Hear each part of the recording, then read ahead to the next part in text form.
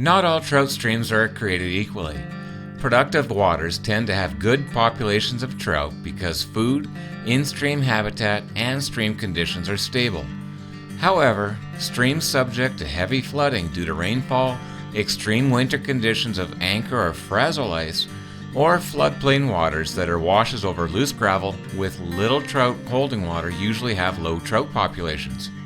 Trout populations may be 1 or 2 dozen trout per mile. Even though short runs of strewn rocks scream trout, we have to understand the dynamics of flow and holding water during periods of extreme flood, drought, and ice. These are often limiting factors to trout carrying capacity in headwater cutthroat trout creeks or large floodplain valley rivers alike. Rivers and streams with low populations of trout present an interesting dilemma.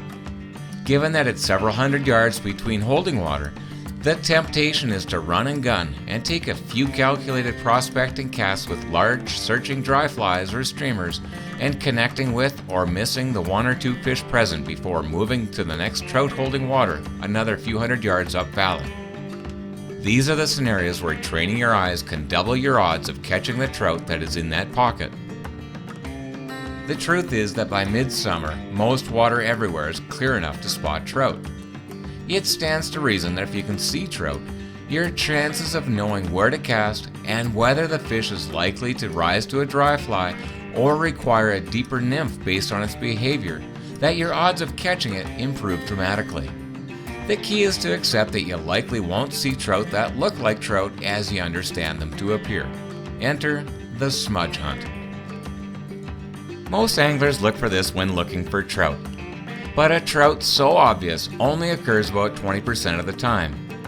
We have to study the bottom rocks and edges of structure points. While we might see heads, tails, and fins, or the trout's side body color, over half the time we're looking for a smudge. Smudges are simply out of place shapes that have a different color than the surrounding habitat. They may appear black when combined with their body shadow, dark and warmer water scenarios, or lighter browns, blues, and greens in cool to mild water when trout are happily feeding. The dead giveaway that smudge is a fish is when it moves about, nymphing on the bottom or rises to an insect. These aren't always easy trout to spot, and we've spent over half an hour of our angling time watching what turned out to be a rock many times. But by being patient and observant, honing our skills, we often pick out that one special fish that may not respond to a prospecting dry fly or shallow running nymph. Smudge hunting is another tool to hone in to work the water completely.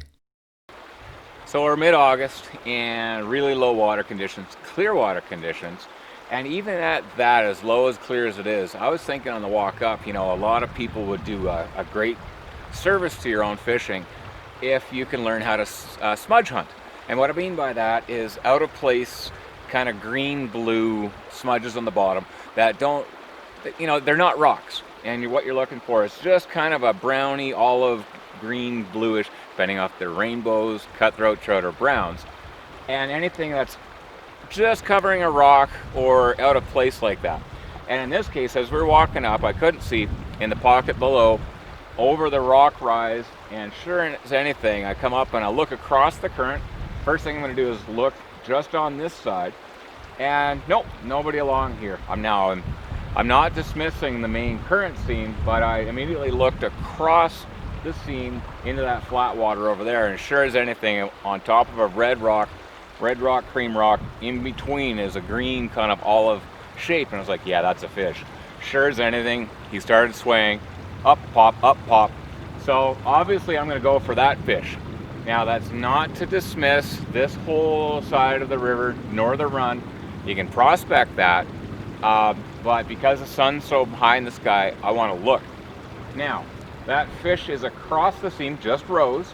So I'm just going to, because I know it's no more than about mid-thigh depth right in front of me, I'm going to use the length of my fly rod. I'm going to walk out to the seam and I'm going to cast across just so that my fly rod tip is just on the edge of the seam on the other side of the river. It's that small. And I'm just going to give it a flick of a cast, get it onto that soft water, right on the edge of the soft water and the fold, and just let that drift down. And I know it sounds cocky, but it's a cutthroat trout, so he should come up. If he doesn't, I'll have to drop him or something, but chances are pretty good he's at least gonna come and look at my dry fly. So let's give that a go. I've got about a 12-foot leader to 5X with kind of a small stimulator with a poly wing and rubber legs, and I'm hoping that's a good generic late summer fly to get this guy to come up and have a look.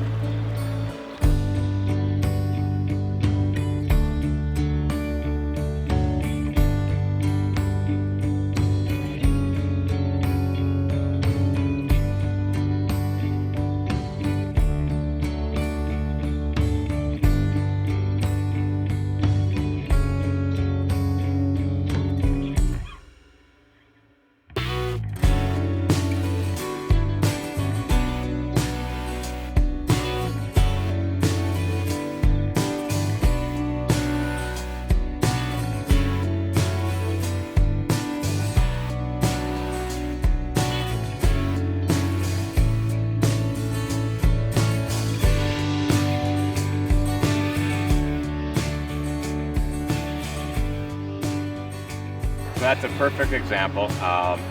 Sight fish the one fish, and it's a river with very few fish, and we haven't seen a fish in most of the pockets. This is a prime run, of course, but it's still just prime now at the end of summer, whereas up until now the water flow would have just been barreling through here with only an eddy and cold water to hold maybe one fish.